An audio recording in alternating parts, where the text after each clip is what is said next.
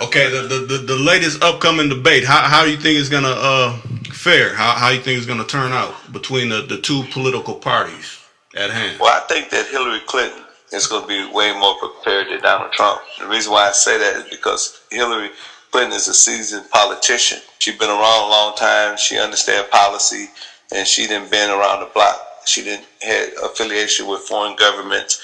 She didn't work as a Secretary of State. So therefore, that's going to give her advantage in terms of material. She understands the lingo. She understands the conversation. She understands the vocabulary that one would speak in those particular positions as a head of state. Now, Donald Trump, to me, he's a con man. Donald Trump is a manipulator. He's a hustler. I like Donald Trump. He's one of us. He's from the streets, but he's from the corporate streets. You know what I'm saying? He maneuver, he plot, he plan, he makes his moves. So he's probably going to hit Hillary with a bunch of, quick liners. He's probably going to try to throw her off her game. He's probably going to try to call her names. He's going to do a whole bunch of underhanded shit to try to, see if she go for it. And if she go for it, then she's going to be, he hoped to topple her and make her look like, she's weak, and make it look like, that he has more stamina and more, creativity and more finesse than her. That's going to be his angle, you know what I mean? But they probably didn't cram it with a whole bunch of information. And if they crammed it with a whole bunch of information to try to make him seem presidential, then I think that she's going to win. Because if you try to out-talk her with policy and she just say something crazy like, who is the Ayatollah of Iran, and he don't know the name, that could be very embarrassing. True. Or she, do something like how with Sarah Palin. The reason why she lost her luster in the political arena at that time was she said that she could see Russia from her house. That was the dumbest shit she could ever say because she lived in Alaska. Yeah. So in the case of Ronald Reagan, when Mondale was, I think it was Ronald Reagan, Mondale, I believe it was, but whoever was going against Ronald Reagan at the time, Ronald Reagan, I think he said that I would not, use my age and my experience, to exploit my opponent's youth and unexperience. Yeah. So, when you think about those quick liners, those little issues can create a turn in the directions of the polls for either opponent, depending on who makes the move. Okay. But what I'm saying, my opinion of Donald Trump, man, is, that he was, to me, a brilliant businessman. I think as long as he stayed in the business arena, he was Trump. He was the icon. But I think, that he kind of exhibits and express the mentality of a lot of rich people in this country, and particularly rich white people. Yeah. I think a lot of them look down on our communities. I think they look at us as outcasts. I think they look at us as trash. I think they look at us like America's problem. But that's because that's what the perception is in the news. Mm-hmm. The news perceive us as being criminals. The news perceive us as being thugs, and so on and so forth. But I can promise you, I didn't travel all over the United States of America.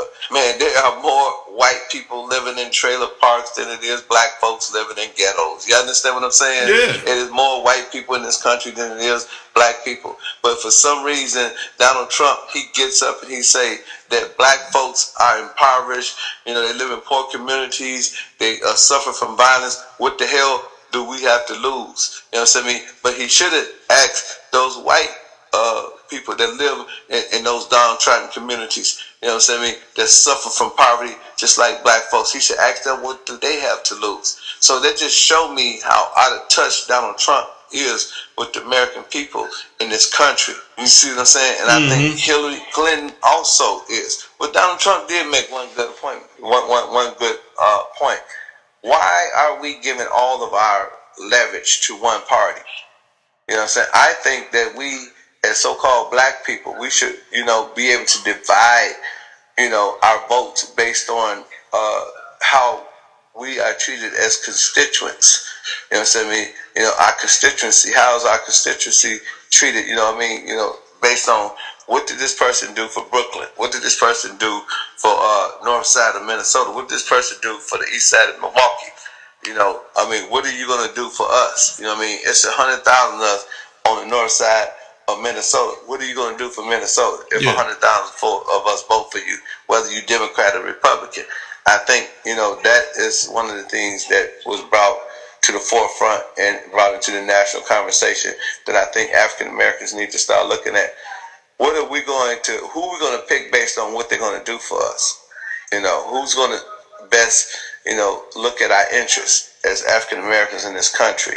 And, like I said, Hillary, and Bill, they've been around black folks for a minute, you know what I'm saying? They have a lot of black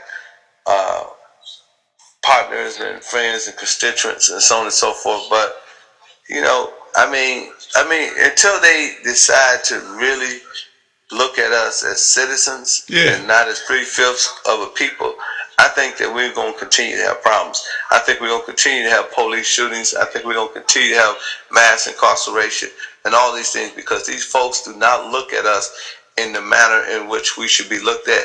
I had one African dude told me he went to a place and he said he was buying some CDs, and I buy CDs from the same place. And me and a couple other guys who were African Americans, we left. And he was an African. And he said the white guy told him, he said, look, you okay.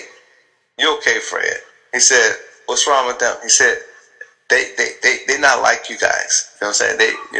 The American black man is not like you Africans. You know what I'm saying? You guys have more pride and more dignity.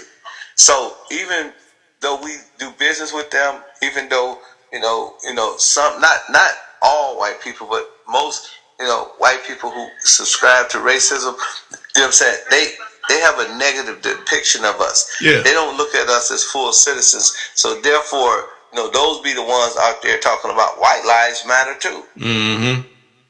White lives matter too. What they saying is that, black lives doesn't matter. If somebody say white lives matter, or somebody getting shot and killed in the streets, and you only saying black lives matter because you equating that to somebody getting killed, and then somebody say white lives matter. Okay, yeah, white lives do matter, but you know what I'm saying? All we asking white people, is don't take it out of context. Yeah. Don't take it out of context. The only reason why we're saying that the black lives matter is because black lives are dying. Our children are dying. Our people are dying at the hands of police every day. We are dying in wholesale numbers. Yeah, unjustly. The statistics on your end is not the same. We know your lives matter because you're not dying. So that's a non-issue. Yeah. You don't have to bring that issue up. And this is what Hillary Clinton and Donald Trump both need to look at. You know what I'm saying? They need to look at the intellectual side of things, the logical side of things. Yes, there are poor black people, but there are also poor white people. Yes, black men are getting killed by police officers. Police brutality is at an all-time high. Yes, black folks are being discriminated. But that is the issue why we're saying that this matters. Yeah. Now, if you're white and you're not being discriminated against, you ain't dealing with police brutality, then it's self-explanatory that your life matter. So the white people that already are privileged, that knows that their life matter and they're not being abused or they're not facing brutality, then they need to come over here and speak with respect. Look, I see what's happening in your community. I see what the police is doing. Mm-hmm. I see the division between the African American community and the law enforcement.